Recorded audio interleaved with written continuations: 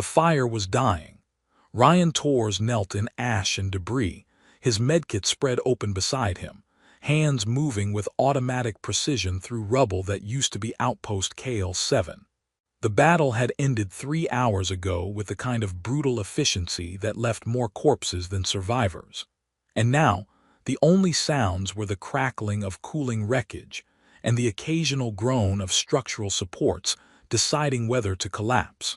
He'd found 6 coalition soldiers in the first sweep, treated what he could, marked 3 for immediate evac, and tagged 2 as expectant.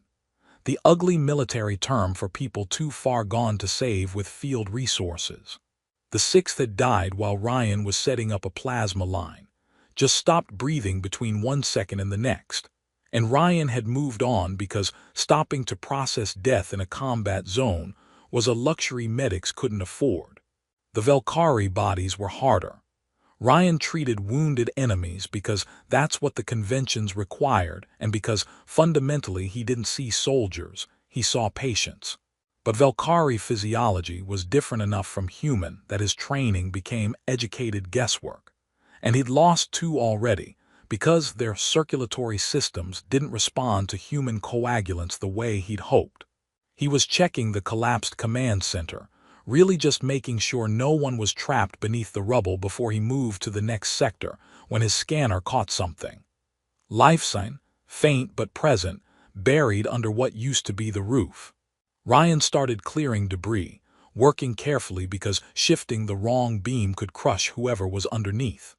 The armor appeared first. Not standard Valkyrie combat gear but something else entirely. Ornate, clearly expensive, with engravings that even Ryan's untrained eye recognized as high status. He cleared faster, adrenaline overriding exhaustion, and finally exposed her face. Valkyrie, female, unconscious. Her skin had those silver circuit patterns he'd seen on other Valkyrie soldiers, but hers were more intricate, more elaborate. Blood matted her silver hair, and her breathing was shallow enough that his scanner screamed warnings about imminent system failure. Ryan didn't hesitate. He checked for spinal injury, found none, and carefully extracted her from the rubble. Her armor was shattered across the chest and left shoulder, the underlying tissue pulped from impact trauma. 3 broken ribs at minimum, probable internal bleeding, severe shoulder displacement, multiple lacerations. His scanner gave her maybe 10 minutes before her Valkyrie biology gave up and stopped trying. He worked fast. Coagulant injections where the bleeding was worst, plasma line in her primary vein. He'd studied enough Valkyrie anatomy to know where that was. Stabilization of her spine even though she didn't seem injured there, because you always assumed spinal trauma until proven otherwise. His hands moved through procedures he'd performed hundreds of times, and he talked because talking helped him focus. "All right, ma'am, you're in pretty bad shape but nothing I can't handle. Broken ribs, shoulders a mess. Some internal bleeding that we're going to stop right now with these very expensive drugs that my supply sergeant is going to kill me for using on an enemy combatant." He checked her vitals, watched them stabilize fractionally. "You've got interesting biology, close enough to human that my training mostly applies, different enough that I'm guessing on dosages. If you wake up feeling strange, that's probably my fault." Her armor was too damaged to leave on. The broken plates were pressing against wounds and causing more damage. Ryan cut through the bindings, carefully removed the pieces, trying not to think about how ornate they were, how expensive, how this was clearly someone important. Didn't matter. Important or not, she was bleeding out in front of him. He was cleaning the lacerations on her face when her eyes opened. Silver, pure molten silver with geometric patterns that shifted and moved as she focused on him. Ryan froze mid-motion, suddenly very aware that he was alone with an enemy combatant who might wake up violent despite being critically injured. But she didn't move aggressively, just stared at him with an intensity that made his skin prickle. Her lips moved, forming words in her language that his translator earpiece struggled with before producing. "What are you doing?" "Saving your life. Try not to move. Your ribs are broken, and if you shift wrong, you'll puncture a lung. Ryan resumed cleaning her facial wounds, forcing himself to focus on the medicine instead of those unnerving eyes. You are human. Not a question. Yeah, coalition medic. You're Velkari, and before you ask, I'm treating you because that's my job regardless of what flag you fight under. He checked his scanner, adjusted her plasma flow. You took a hell of a hit. What got you? Their mech unit. Her voice was rough, strained with pain she was clearly trying to hide. They did not recognize me in the chaos. Friendly fire, that's rough. Ryan moved to her ribs, needed to palpate them to check for displacement. This is going to hurt. I have to make sure nothing shifted that could cause more damage. He pressed gently against her side, feeling for broken bone, and she went absolutely still. Not the stillness of someone in pain, but something else, something deliberate and strange. Her hand shot out and caught his wrist, not violently but firmly, stopping his examination. "Wait," she said. "Ma'am, I need to check your ribs. Internal bleeding is still a concern." "I understand, but you need to understand something first." Those silver eyes bored into his. "Be careful, human. I am not just any woman. What you are doing, touching me like this, caring for me while I am helpless, it carries consequences you do not comprehend." Ryan frowned, his medic brain cataloging this as possible head trauma or shock-induced confusion. "With respect, you're severely injured and probably in shock. I'm going to continue treating you, and we can discuss consequences after I make sure you're not dying. You do not understand our customs, my people's laws." She released his wrist, but her gaze remained intense. "When someone of my standing is wounded, when they are vulnerable and helpless, and another offers care without obligation or expectation, there are protocols, bonds, ancient traditions that govern such moments." Bonds. Ryan resumed his examination because her ribs weren't going to fix themselves while she talked about customs. "Yes, and you," she paused, seemed to struggle with something. "You should be careful who you touch, medic, because I am choosing to allow this, and that choice has meaning you cannot yet understand." Ryan chalked this up to cultural differences. He didn't have time to navigate. Velkari society was apparently big on hierarchy and tradition. He'd sat through enough briefings to know that much. "I'm going to keep working. You can explain your traditions after I make sure you don't die from internal bleeding." He continued his examination and she let him, but that intense gaze never left his face.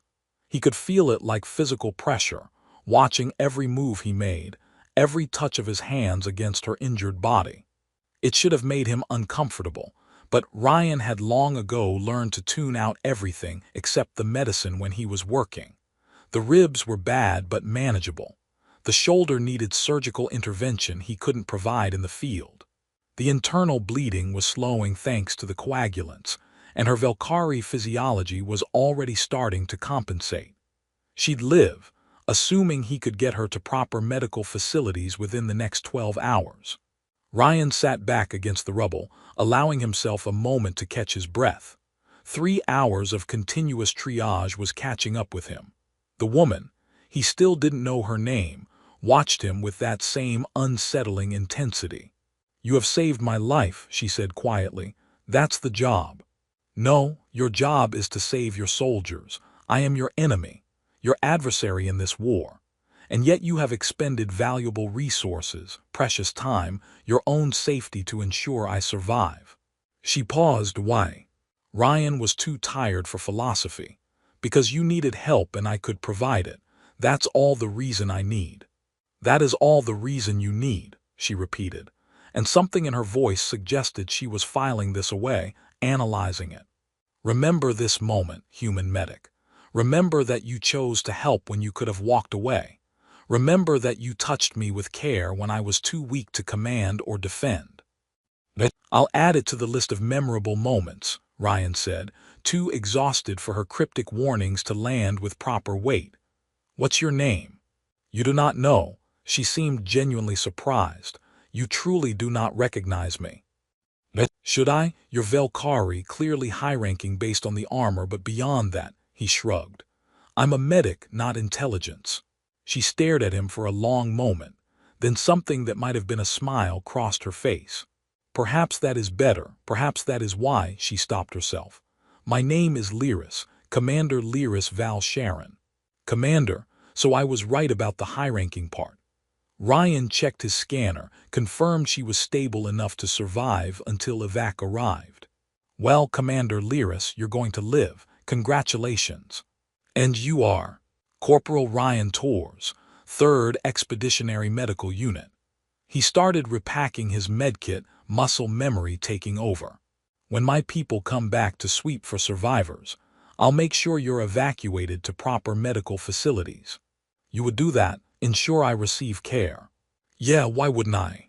Because I am the enemy. Because allowing me to recover means I will return to fight your people again. She said it like she was testing him, waiting for his response. Ryan looked at her, really looked at her for the first time since starting treatment. Silver eyes that held something complicated he couldn't identify, blood and dirt streaking her face, the vulnerability of someone who'd been helpless and hated it. Maybe you will, he said finally, but that's a problem for tomorrow. Today you're my patient, and I don't leave patients to die, regardless of politics. Lyris went very still again, that same deliberate stillness from before. When she spoke, her voice was quiet but carried weight. You are unlike anyone I have met, Ryan Torres, and you have done something tonight that you do not yet understand the magnitude of. Saved your life. Chosen me. She said it with finality, with certainty. Whether you comprehend it or not, you have touched a queen at her weakest moment. And by the ancient laws of my people, that means you are mine now, and I do not surrender what is mine. The words should have sounded like a threat. Instead, they sounded like a promise. Ryan was too tired to parse which, and exhaustion was pulling at him hard. Get some rest, Commander. We'll figure out what that means when you're not bleeding internally. Her eyes closed, but just before unconsciousness took her, she whispered something his translator couldn't quite catch. It might have been thank you, or it might have been something else entirely. Ryan didn't know, didn't have energy to care. He settled against the rubble beside her, keeping watch because leaving a critical patient unattended was against every instinct he had. The fire crackled, the wreckage cooled, and somewhere in the ruins of Outpost KL-7, a human medic and a Velkari commander began something that would change both their lives in ways neither could imagine. Ryan dozed fitfully, jerking awake every time Lyris's breathing changed, checking her vitals with automatic precision. Around 400 hours, coalition forces returned for survivor retrieval, and Ryan flagged them down, insisted they transport his Velkari patient to the medical frigate despite protests. He pulled rank he didn't technically have, used his reputation as the best trauma medic in the unit, and eventually got his way because nobody wanted to argue with Torres when he had that look in his eyes. They loaded Lyris onto a transport, and Ryan climbed in beside her because she was his patient, and he didn't trust anyone else to monitor her condition properly. She didn't wake during the transfer, but her hand found his at some point during the flight, gripped it with surprising strength for someone unconscious. Ryan didn't pull away, just sat there holding the hand of an enemy combatant who told him he was hers now, wondering what the hell he'd gotten himself into by doing his job. The answer, he would learn, was far more complicated than he could possibly imagine. The medical frigate Mercy's Hand was a converted cargo hauler that smelled like disinfectant and recycled air, with medical bays that had been designed by someone who'd clearly never actually practiced medicine. Ryan had spent 8 months working on this floating disaster and had long ago stopped complaining about the inadequate facilities.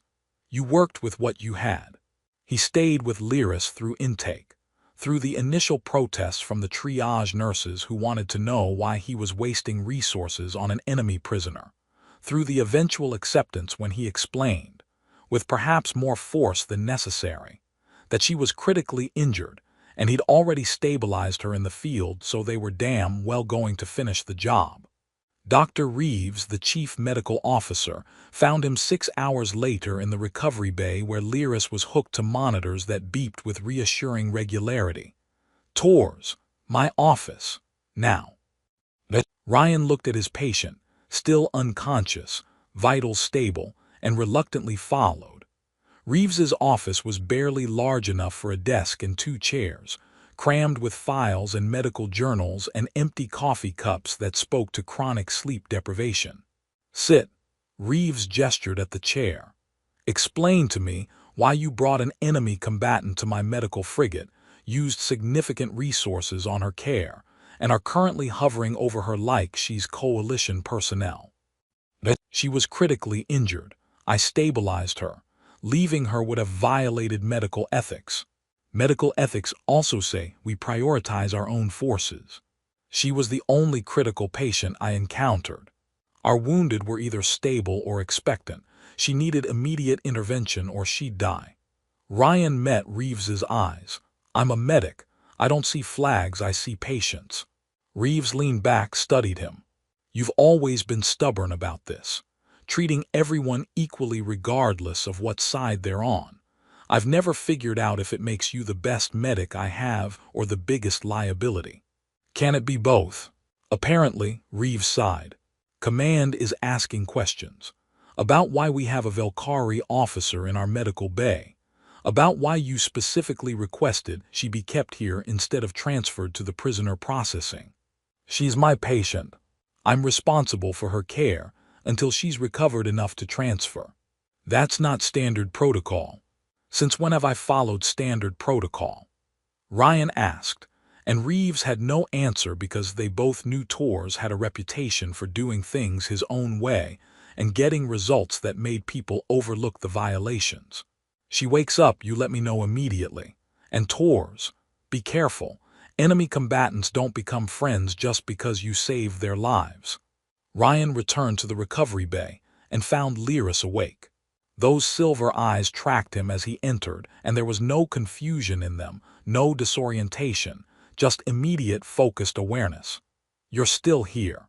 Where else would I be? With your own people, your own duties." She tried to sit up, winced, settled back. "I am your prisoner now. You're my patient. Different thing entirely." Ryan checked her monitors, noted that her Velkari physiology was healing faster than human normal. Impressive. "How are you feeling?" "Like I was crushed by a mech, which I was." She watched him adjust her plasma line. "You stayed with me, ensured I received proper care, argued with your superiors on my behalf." "You heard that?"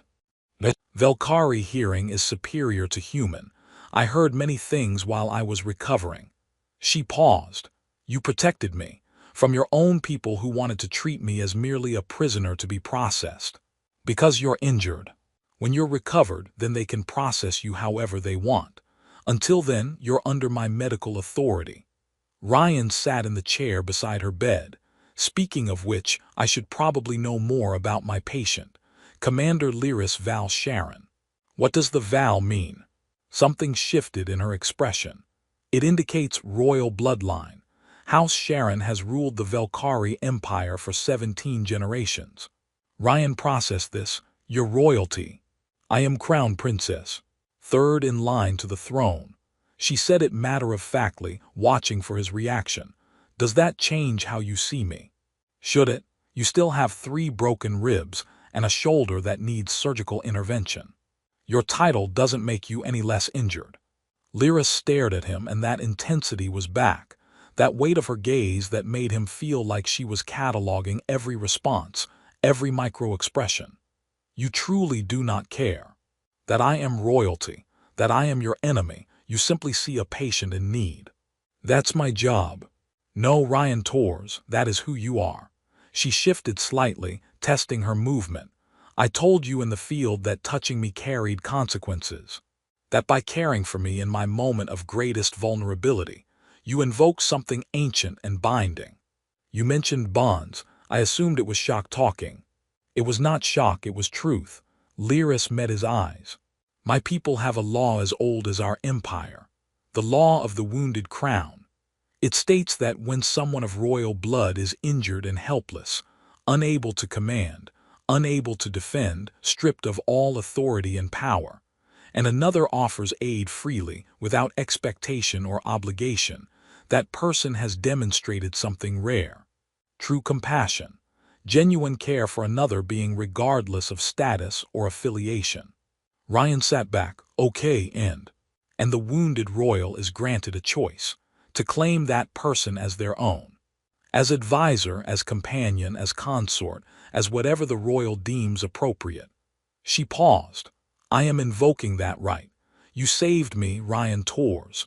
You cared for me when every practical reason said you should not. And by the ancient laws of my people, I am choosing you. The words hung in the sterile medical bay air like ordnance waiting to detonate. Ryan stared at her, trying to process what she was actually saying. You're choosing me. For what? To be mine, in whatever capacity you will accept. Lyris's voice was steady, certain.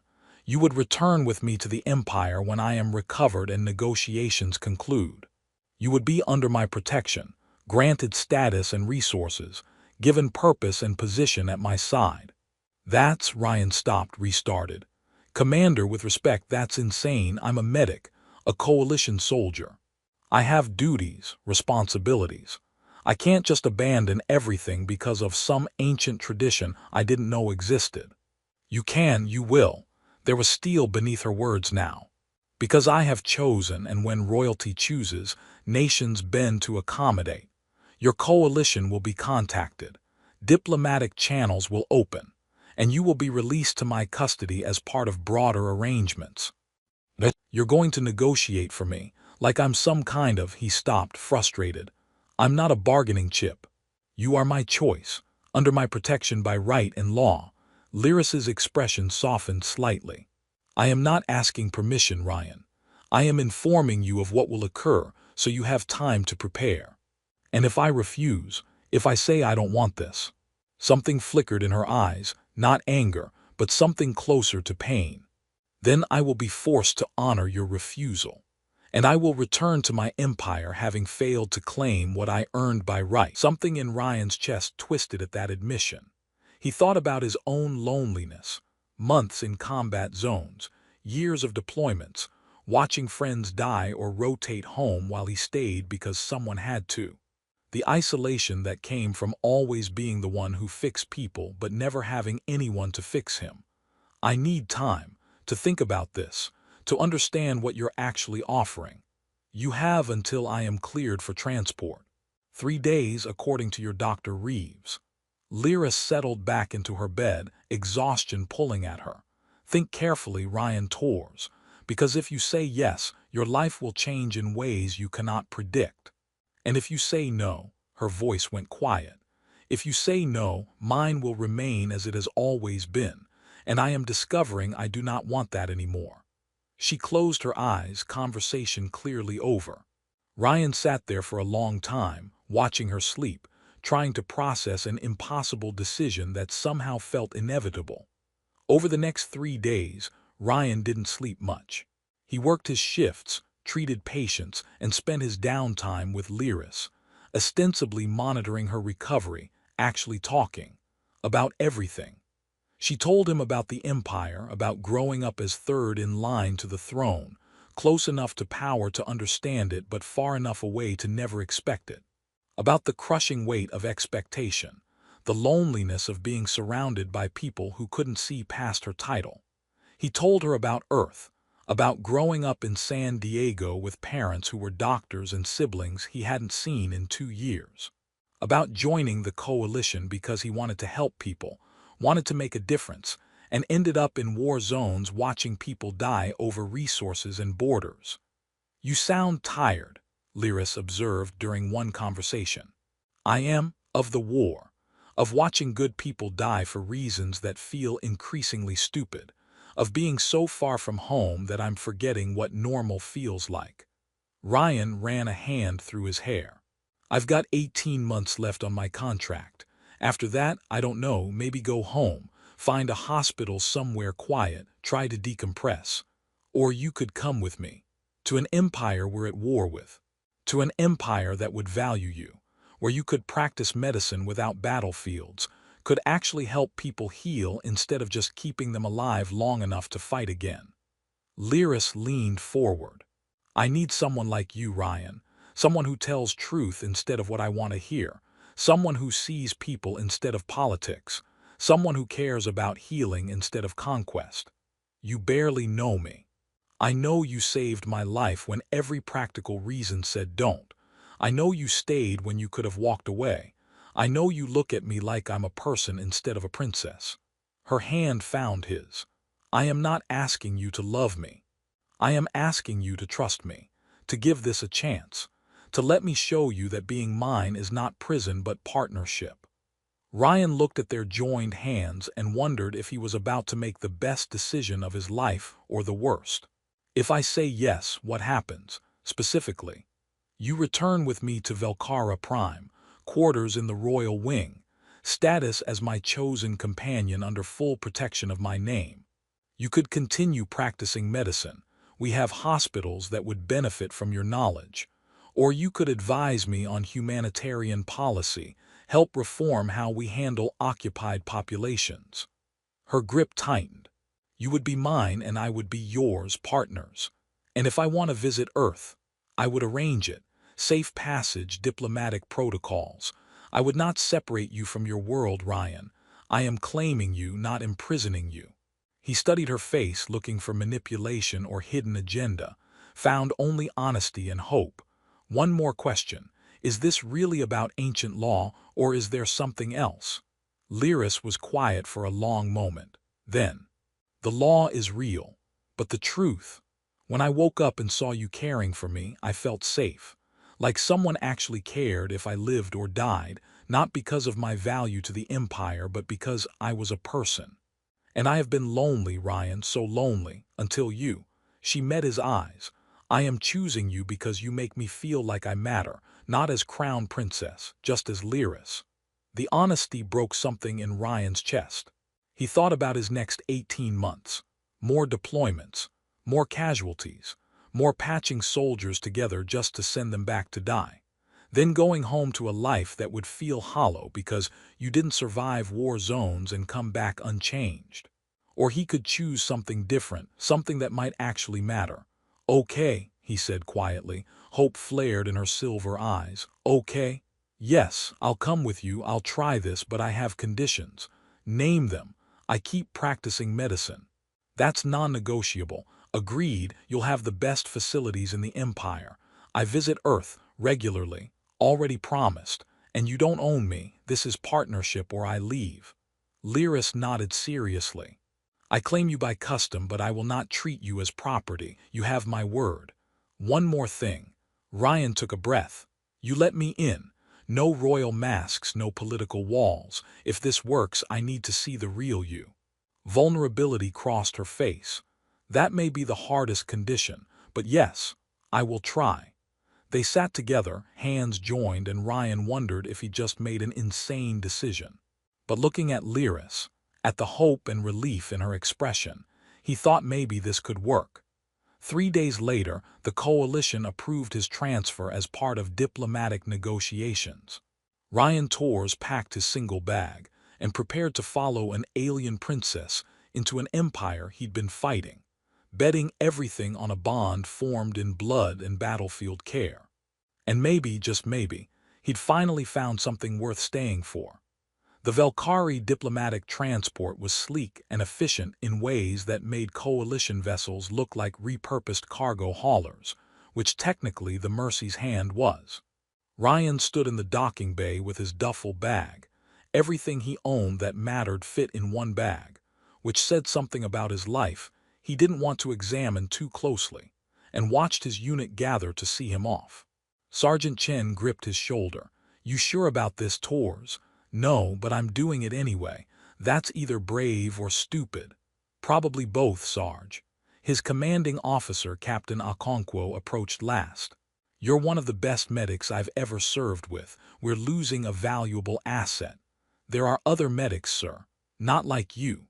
Okonkwo extended his hand. Whatever you're walking into over there, remember, you're still coalition. That doesn't change just because you're living with the enemy. Ryan shook his hand. With respect, sir, maybe they're not the enemy anymore, or at least maybe they don't have to be. Optimistic, I'll miss that about you. Okonkwo stepped back. Good luck, Tors. You're going to need it. Lyris was waiting at the airlock, fully recovered now, wearing ceremonial armor that made her look like she could personally conquer star systems. But when she saw Ryan, her expression softened into something almost shy. You came. I gave my word. He shouldered his bag, ready to show me this empire of yours, more ready than you know. The transport was comfortable in ways coalition ships weren't, with actual quarters instead of bunks and food that didn't taste like recycled protein paste.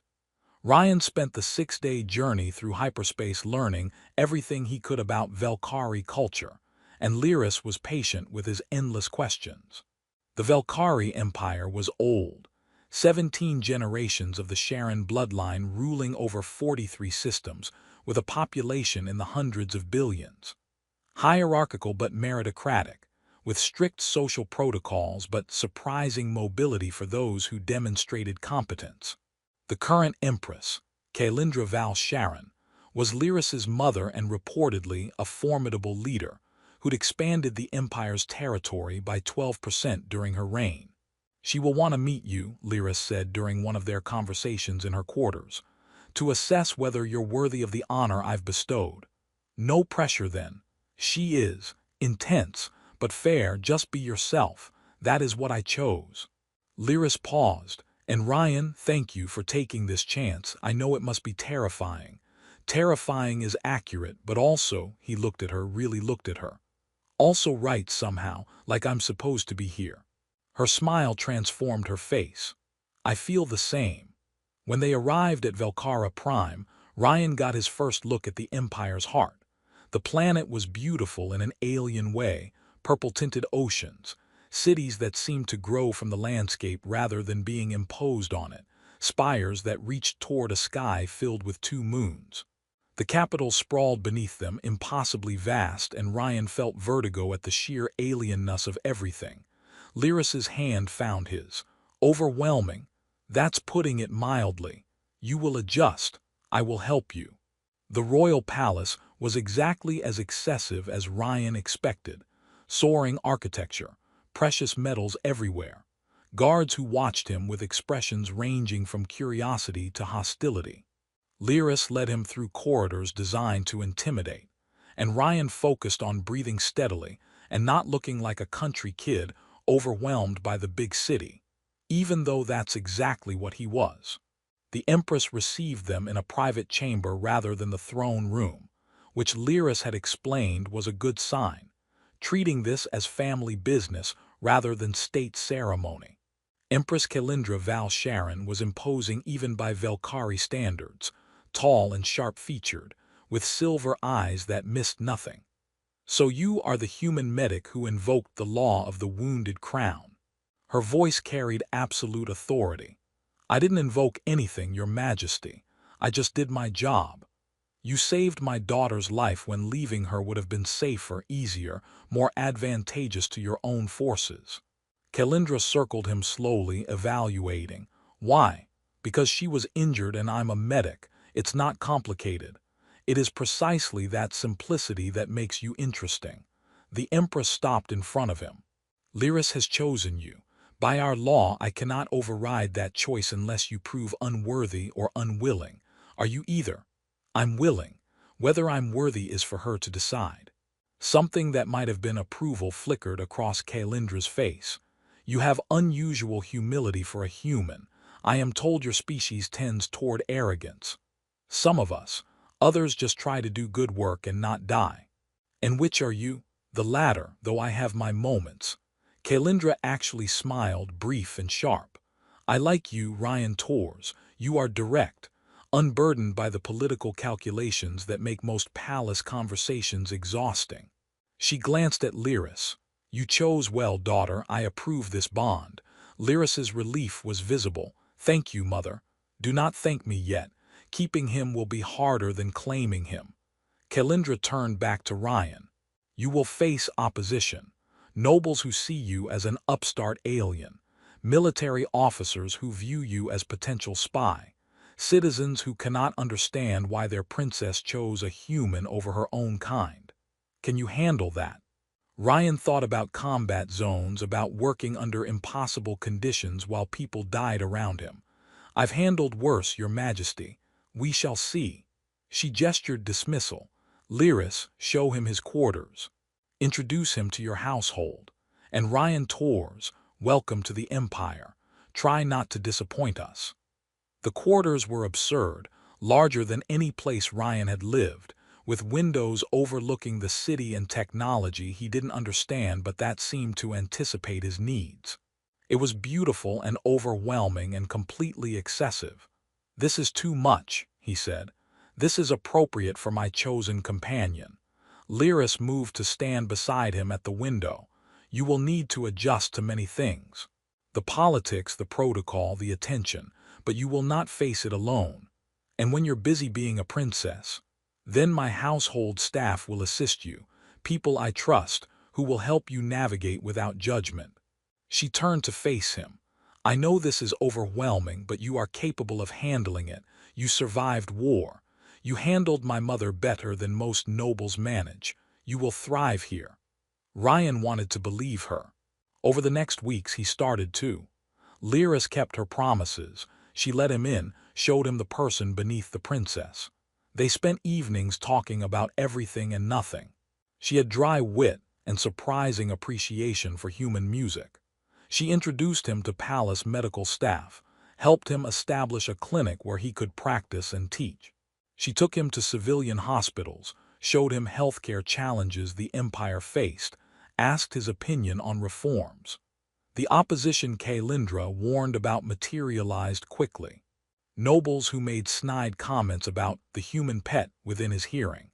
Military officers who questioned his loyalty and suggested he was coalition spy.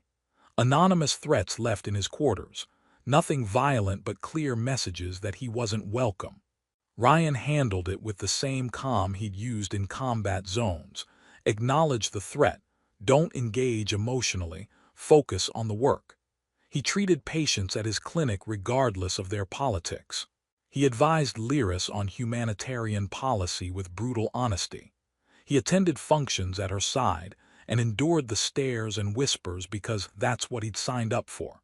And slowly, grudgingly, some people warmed to him.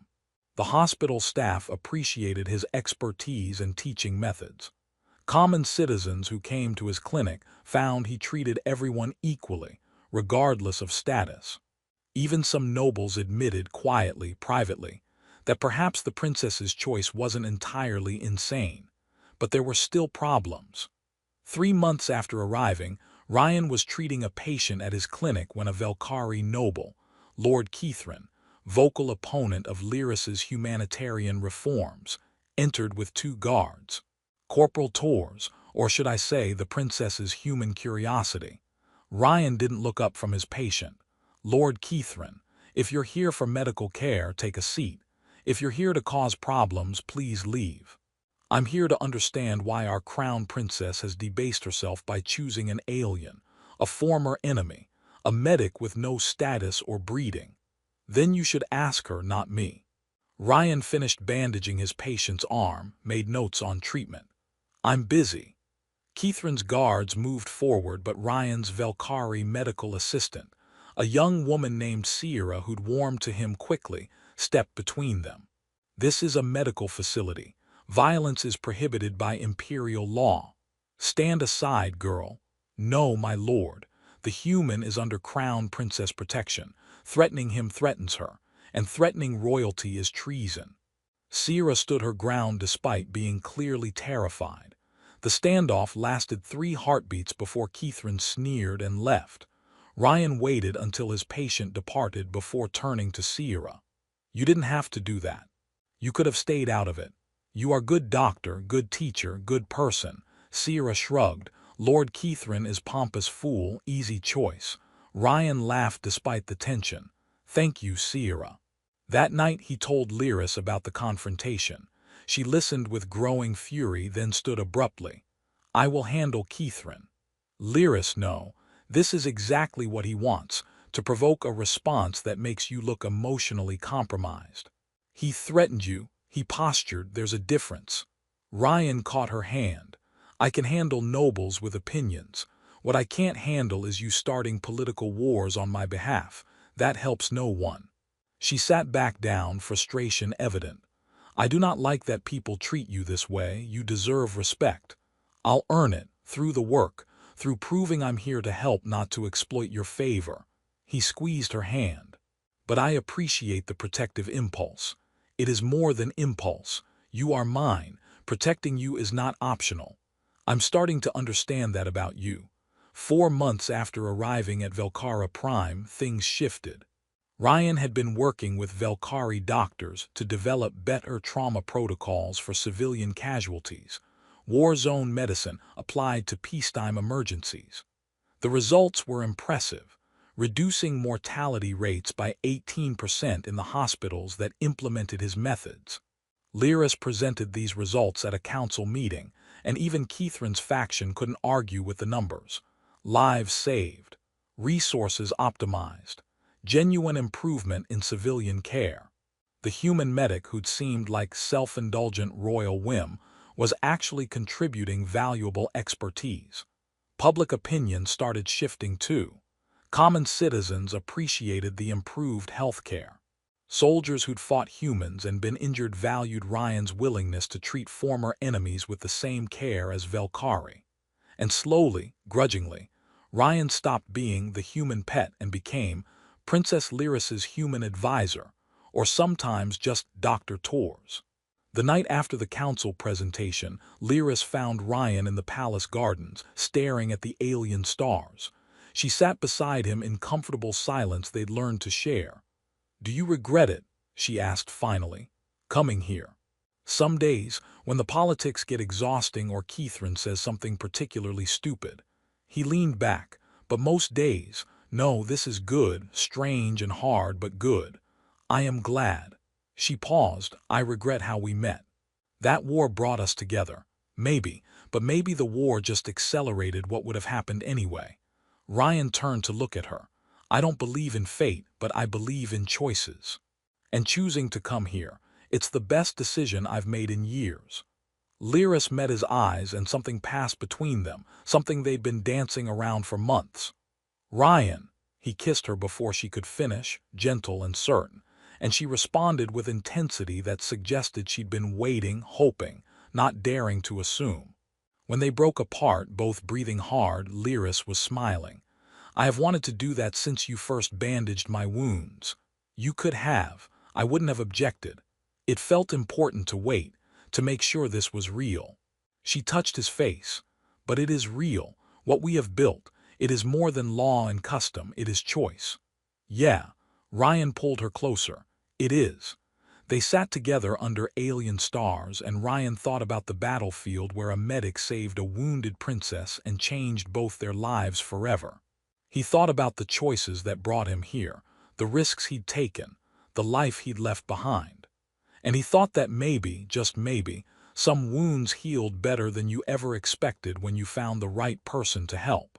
6 months after Ryan arrived at Velcara Prime, the palace hosted a state ceremony marking the first formal peace treaty between the Coalition and the Velcari Empire. Ryan stood beside Lyris in the Grand Hall, the same hall where he'd first met the Empress, surrounded by diplomats from both sides, all of them pretending the last 3 years of conflict had been unfortunate misunderstanding rather than brutal warfare. He wore formal attire that Lyris's staff had prepared, Velcari-style but adapted for human physiology, and he felt absurdly out of place among the royalty and high-ranking officials. Lyris seemed to sense his discomfort and leaned close. "Nervous? Terrified? You?"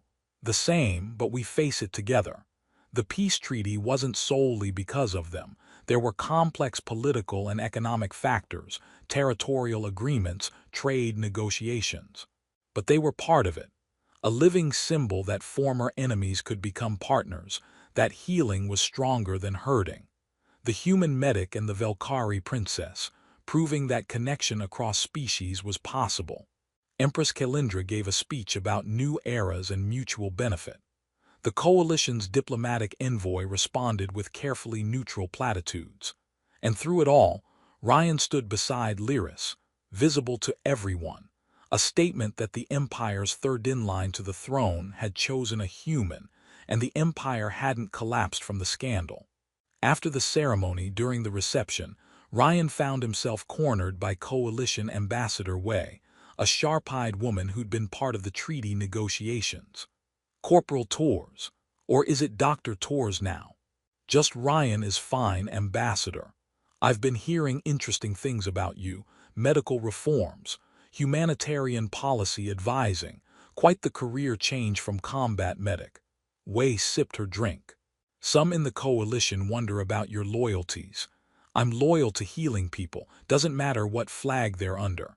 That's admirably principled, also politically naive. Wei smiled. But perhaps that's what makes you valuable. You're genuine. In a galaxy full of political maneuvering, genuine is rare. Is there a point to this conversation, Ambassador? Just assessing, trying to understand if you're a coalition asset living in the Empire or if we've genuinely lost you to the other side. She paused. Which is it? Ryan thought about his life here, the clinic, the reforms, Lyris. I'm not anyone's asset. I'm a medic who fell in love with a princess and decided to stay. Everything else is just details. Wei's eyebrows rose. In love? That's the first time I've heard you phrase it that way. Yeah, me too. Ryan glanced across the room where Lyris was engaged in diplomatic conversation, handling it with grace he admired. But it's accurate. Well then. Good luck, Ryan Tours. You're going to need it. That night, after the diplomats left and the palace returned to something approaching normal, over the next months, they did exactly that, built something lasting. Ryan's medical reforms expanded to 12 hospital systems. Lyris's humanitarian policies reduced civilian casualties in occupied territories by 40%. And together, they became proof that former enemies could be partners, that healing was possible, that love could cross any divide if you were brave enough. There were still challenges. Kithrin's faction continued causing problems, though with decreasing effectiveness as Ryan's work proved valuable. Some coalition hardliners viewed Ryan as traitor. And navigating two cultures, two political systems, two very different approaches to everything required constant effort. But there were also victories. The clinic Ryan established became model for empire-wide medical education reform. Lyris's policies inspired other systems to prioritize humanitarian considerations. And their relationship, public, visible, genuine, helped shift perceptions on both sides about what was possible between species. A year after arriving at Velcara Prime, Ryan received message from Earth. His family, finally able to contact him through newly established diplomatic channels. His mother's message was simple. We saw you at the treaty ceremony. We're proud of you. Come visit when you can. Bring your princess. We want to meet her. Ryan showed the message to Lyris and she smiled. Your mother commands my attendance. I am obligated to comply. That's not how diplomatic protocols work. It is now I have decided. She paused. I would like to meet your family, see your homeworld, understand where you came from. Fair warning, San Diego is nothing like Velcara Prime. My family is loud. My siblings will ask embarrassing questions, and my mother will definitely try to feed you too much food. That sounds wonderful. They visited Earth 3 months later, and it was wonderful, chaotic and overwhelming and completely different from palace life, but wonderful. Ryan's family welcomed Lyris with warmth that clearly startled her, treated her like Ryan's girlfriend rather than royalty, and asked pointed questions about her intentions toward their son that made Ryan want to die of embarrassment. But Lyris handled it perfectly, charmed his siblings, bonded with his mother over medical stories, and by the end of the week had his entire family convinced she was good for him. On their last night on Earth, sitting on the beach where Ryan had grown up, Lyris spoke quietly. I understand now why you are the way you are. Your family they love without condition, without politics. They just love. Yeah, I'm lucky that way. We both are. She leaned against him. Thank you for sharing them with me. Thank you for coming, for trying this, for being willing to step into my world the way I stepped into yours. They returned to Velkara Prime as genuine partners, not just by ancient law but by choice. They built lives that spanned two worlds, two cultures, proving that connection was possible if you worked at it. 2 years after that battlefield where Medic saved wounded Princess, Ryan and Lyris stood together at another ceremony. This one celebrating 5 years of stable peace between Coalition and Empire. Ryan had been officially granted Velkari citizenship while maintaining his Coalition ties. Lyris had been named Ambassador for Humanitarian Affairs, with Ryan as her primary advisor. They changed both their societies in small but meaningful ways, proved that former enemies could become family, that healing was stronger than hurting, that love could cross any divide. Do you ever think about that battlefield? Lyris asked during the reception, where we met. Sometimes, usually when I'm patching someone up and they're being particularly stubborn about following medical advice. Ryan smiled. Why? Because I think about it often. About how one choice, your choice to help me when you could have walked away, changed everything. She took his hand. I was wounded, you healed me, and in healing me you healed something larger, possibility, hope. The idea that we could be better than our conflicts. We did that together. Yes, together. She squeezed his hand. Which is how we will continue, partners, in healing, in reform, in building something better, partners in all the ways that matter. Ryan looked at her. This princess who'd chosen him, this brilliant woman who'd let him in, this partner who made him better than he'd been, and thought about how sometimes the most important medical interventions weren't physical. Sometimes healing meant choosing connection over isolation, choosing hope over fear, choosing to see the person instead of the enemy. He'd saved Lyris's life on a battlefield. But she'd saved his too, from loneliness, from cynicism, from a future that would have been smaller and colder without her in it. They were warriors in their own way, fighting for peace instead of territory, for healing instead of conquest, for a future where former enemies became family and love could cross any divide. And standing together in the palace they now called home, surrounded by people from two worlds learning to understand each other, Ryan and Lyris proved that sometimes the strongest